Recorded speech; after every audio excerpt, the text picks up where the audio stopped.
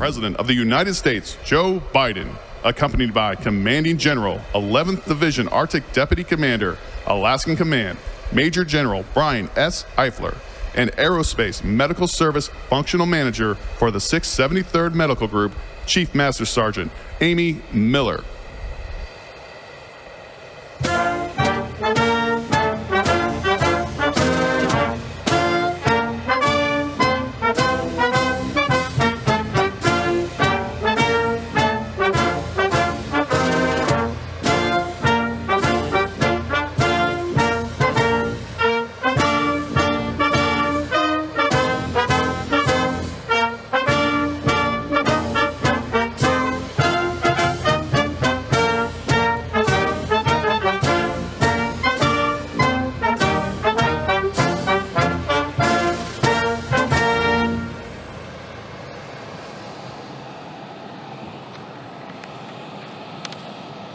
Please take your seats.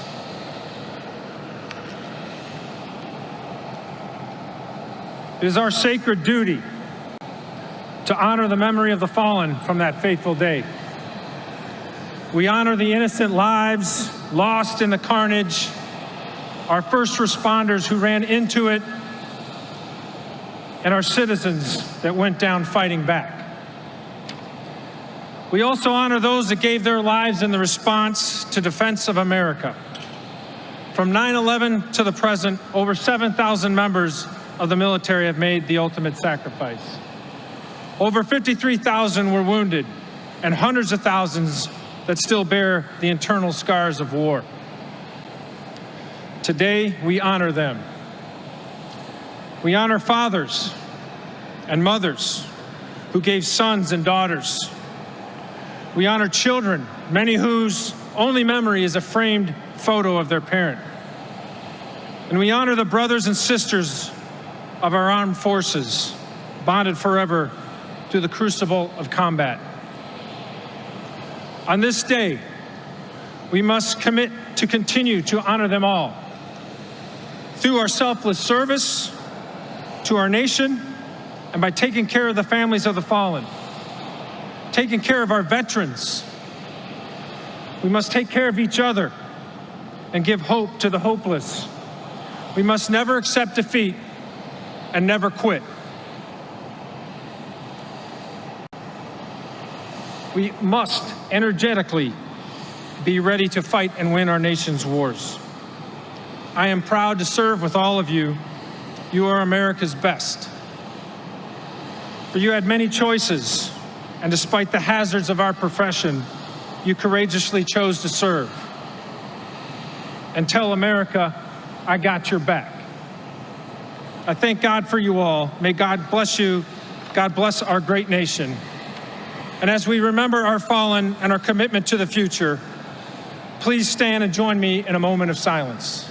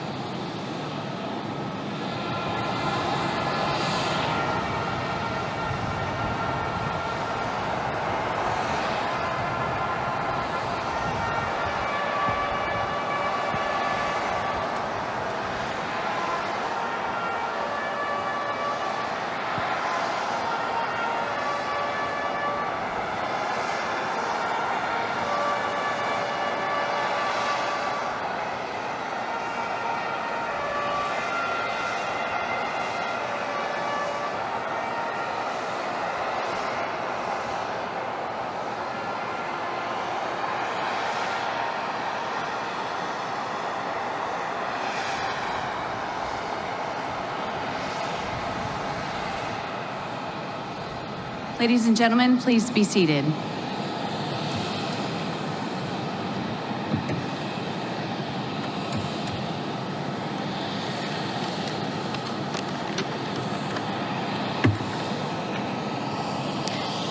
Good morning.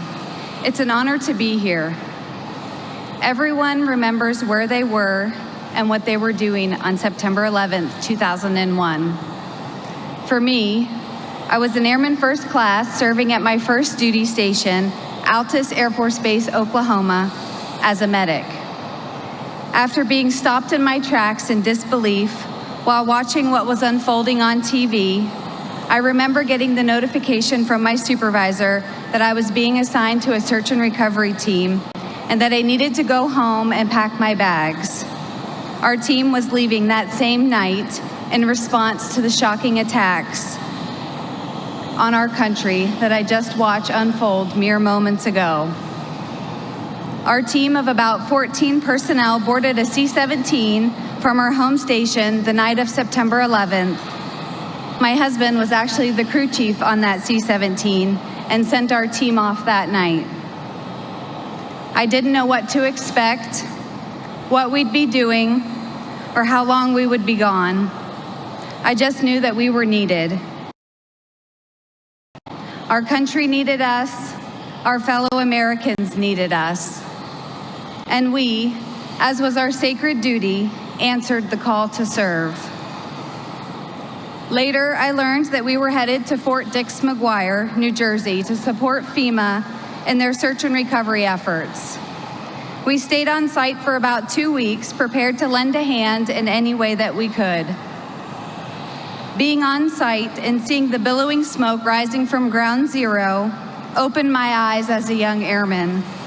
It left an indelible imprint, an ever-present reminder of the cherished freedoms for which we serve. It made me realize what being a medic and military member truly means, and to this day, it continues to drive my desire to serve this great nation. It is now my honor to introduce the 46th President of the United States and our Commander-in-Chief, President Joe Biden.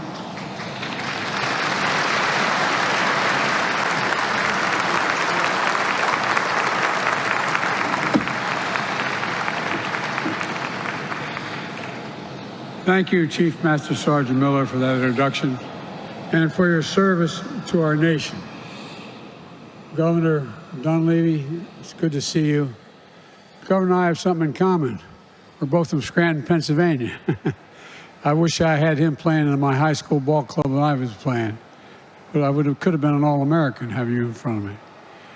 No, Representative Mary, thank you for speaking, and Mayor David Bronson and Major General Eifler, I really appreciate all you do. And Adjutant General Sachs and the tribal leaders and stewards of these sacred lands, and all service members and families at Joint Base Elmendorf Richardson and distinguished guests. I join you on this solemn day to renew our sacred vow: never forget, never forget. We never forget. Each of us, each of those precious lives stolen too soon when evil attacked. Ground Zero in New York, and I remember standing there the next day and looking at the building. I felt like I was looking through the gates of hell.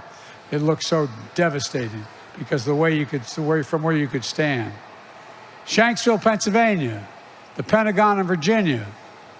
I spent many 9/11s in those hallowed grounds to bear witness and remember those we lost. Every day, but especially the last few days, their memory has been with me.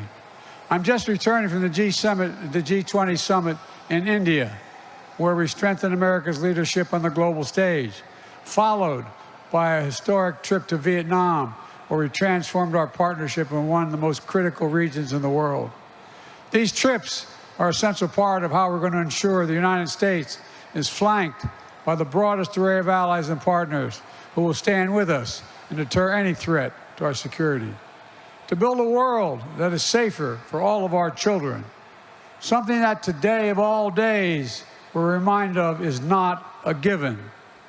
Because through this military base is located on Ground Zero, we know the distance did not dull or diminish the pain we felt all across the nation of September 11th. Because we know that on this day 22 years ago from this base, we're scrambled in high alert to escort planes through the airspace. Alaskan communities opened their doors to stranded passengers. American flags sold out in every store and were placed in front of seemingly every home. We know that on this day, every American's heart was wounded. Yet, every big city, small town, suburb, rural town, tribal community, American hands went up, ready to help where they could, ready to serve like so many of you here, ready like Chief Master Sergeant Shady Traylor, here with us today, who had recently started college when Flight 93 went down a few miles from Shanksville. She said, and I quote, "I immediately knew I wanted to sign up and suit up to serve my country." Ready like General Eifler, who said on that day, "When our nation calls, we must be ready." It called, and we went without hesitation. My fellow Americans, September 11th, 2001, tested our strength, our resolve, and our courage. The billowing smoke and ash that darkened the clear blue sky that September day. The shredded steel and concrete slabs that rained down from the World Trade Center. The plume of fire that shot up in the sky in Pentagon. I remember seeing as I got off the Amtrak train on my way to work in the United States Senate. The pit into the earth in Shanksville, a testament to the unbreakable courage and resolve of the American people. But we'll never forget that when faced with evil and an enemy who sought to tear us apart, we endured. We endured. But while every year we mark this hallowed day, it's never easy. To anyone here or anyone across the country who's grieving a lost child, parent, spouse, sibling, friend, or coworker, to all those who still bear the wounds from the searing September morning, I know how hard it is on a day like this. How can we reopen that wound? It's like opening a black hole in your chest, sucking you into it again, bringing you back to that moment when you saw the news, the moment you got that phone call, the moment you realized you'd never say again, "See you later, Mom," or "Talk to you soon, son." Think of everything your loved one might have done if they had a little more time. What would they have done? And though that can leave you so hollow, it also makes you full at the same time. On this day, I'm thinking about a friend of mine named Davis, who grew up with me in Delaware. 22 years ago, he and his family had just passed the first year without their youngest son of 3 sons, who died in a boating accident at age 15. His oldest son, Davis Jr., was just 6 days into a new job on the 104th floor of the South Tower of the World Trade Center. Davis went straight to ground zero to search for his son, search deep into the last, as he referred to it, innings of hope, as he put it. A few days later, I called David to talk as fathers know about losing a piece of your soul. I was on my way to speak to students at the University of Delaware to try to make sense of what happened. And guess what? Having lost 2 sons within a year, Davis told me, "Just tell them, Joe, don't be afraid. Don't be afraid." The terrorists stole 2,977 souls that day. 2,977 souls, forever altering the future of so many families and the story of our nation.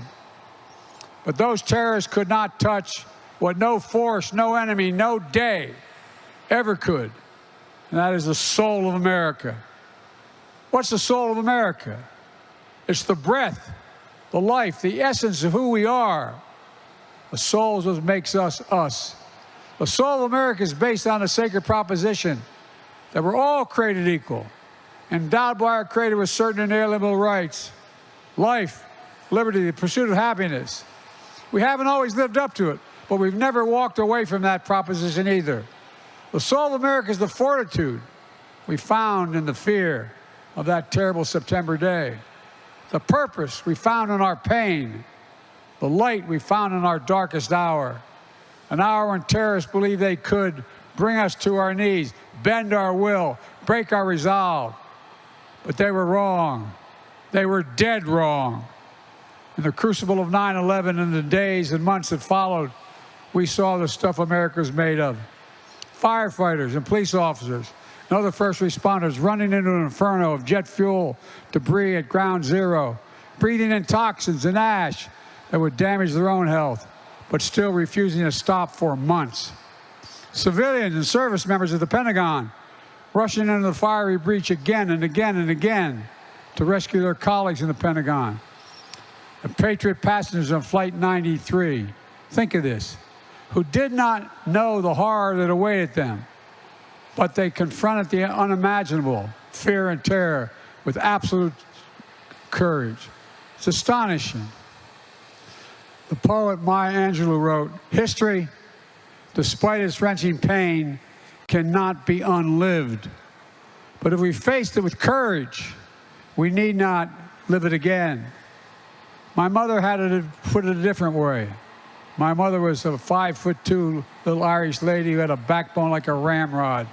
She used to say, and I mean this sincerely, courage lies in every heart. And the expectation is that one day it will be summoned. On September 11th, it was summoned at 9:57 a.m. It was summoned, and 40 incredible women and men in Shanksville answered the call. Civilians, they gave their lives, and in doing so, they gave life to their country.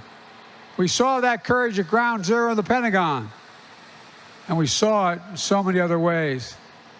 These are our heroes, like the faith community leaders all across the country who pushed back against the fear and hate they saw directed at Muslim Americans and Middle Eastern Americans of South Asian descent. Heroes like all of you, the brave women and men of the armed forces who never faltered, you never failed to defend our nation, our people, and our values in times of trial. Heroes like the 9/11 generation. Hundreds of thousands of brave Americans were deployed to Afghanistan to make sure the United States would not be attacked again. Who served in Iraq, like many of you probably did, in war zones around the world, risking their own safety and the safety of their fellow citizens, for the safety of their fellow citizens. Who served and sacrificed again and again to defend our democracy and deny terrorists a safe haven. Who followed Osama bin Laden to the end of the earth and ultimately sent him to the gates of hell 12 years ago. And then last year, I made the decision to take out Zawahiri, the number 2 who met the same fate. And today, our intelligence community has recently assessed in a declassified memo that al-Qaeda threat from Afghanistan and Pakistan has reached a historic low. Though all this has changed over the last 22 years, the resolve of the American people has proved we never bow, we never bend, we never yield. Our longest war is over, but our commitment to preventing another attack on the United States and our people and our allies will never, never rest. Never. Terrorism, including political and ideological violence, is the opposite of all we stand for as a nation that settles our difference peacefully under a rule of law. We're going to continue to track terrorist threats in all forms, wherever it may be. We're going to continue to disrupt terrorist activity wherever we may find it. And I will never hesitate to do what is necessary to defend the American people, just as I will never forget our sacred duty to those of you who serve.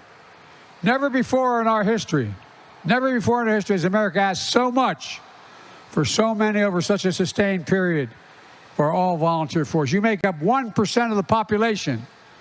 You're the strength, the venue, you're the backbone, you're the sinew of America. As a nation, we have many obligations. But I've been saying for 30 years, we only have one truly sacred obligation: to prepare those we send into harm's way and care for them and their families when they return home and when they do not return home. It's an obligation, not based on party or politics, but on a promise that unites all Americans. And together over the last 2.5 years, I've worked to make good on that promise, signing more than 25 bipartisan laws to support our service members and veterans and their families and caregivers and survivors. We will not stop. We owe you. We owe you big, and it matters. Across the country, Many Americans heard our nation's call in the days right after 9/11. And there were those who were just children, not even born yet when this happened. But when their time came to choose to serve, not because they saw something, but because they felt something, like many of you did. The same feeling that brought Americans together on this painful day 22 years ago. Unity. Now, it shouldn't take a national tragedy to remind us of the power of national unity. But that's how we truly honor those we lost on 9/11. By remembering what we can do together, to remember what destroyed, what we repaired, what was threatened, that we fortified, what was attacked, and an indomitable American spirit prevailed over all of it. Ordinary Americans responding to extraordinary and unexpected ways. That's who you are. You are the soul of the nation. That's not hyperbole. To me, that's the central lesson of September 11th. Not that we'll never again falter or face setbacks. It's that for all our flaws and disagreements, there's nothing we cannot accomplish when we defend with our hearts, which make us unique in the world, our democracy. Our democracy. Every generation has to fight to preserve it. That's why the terrorists targeted us in the first place. Our freedom, our openness, our institutions, they failed, but we must remain vigilant. Today, we can look across the country and around the world and see anger and fear in places many of you have been stationed before. A rising tide of hatred and extremism and political violence. It's more important than ever that we come together around the principle of American democracy, regardless of our political backgrounds. We must not succumb to the poisonous politics of difference and division. We must never allow ourselves to be pulled apart by petty manufactured grievances. We must continue to stand united. We all have an obligation, a duty, a responsibility to defend, to preserve, to protect our democracy. And always remember, American democracy depends not on some of us, but on all of us. American democracy depends on the habits of the heart of we the people. The habits of the heart. Let me close with this. Earlier today in Hanoi, I visited a marker to honor my friend, war hero, senator, and statesman John McCain. John and I disagreed like hell, like two brothers. We'd argue like hell on the Senate floor. Then we go to lunch together. I went out to see John just before he passed away at his home. As I was walking out, I put my hand on his chest and he pulled me down. He kissed me. He said, "I love you. Will you do my eulogy?" John and I were friends, like a lot of us who had differences. Like Ted Stevens and I were friends. We disagreed, but we're friends. One thing I always admired about John was how he put duty to country first. And that's not hyperbole. He did. Above party, above politics, above his own person. This day reminds us we must never lose that sense of national unity. So let that be the common cause of our time. Let us honor September 11th by renewing our faith in one another. Let us remember who we are as a nation. We never forget. We're never afraid. We endure. We overcome. We are the United States of America. And there is nothing, literally, historically, nothing has been beyond our capacity when we set our mind to it together. Well, God bless you all. May God protect our troops. Thank you.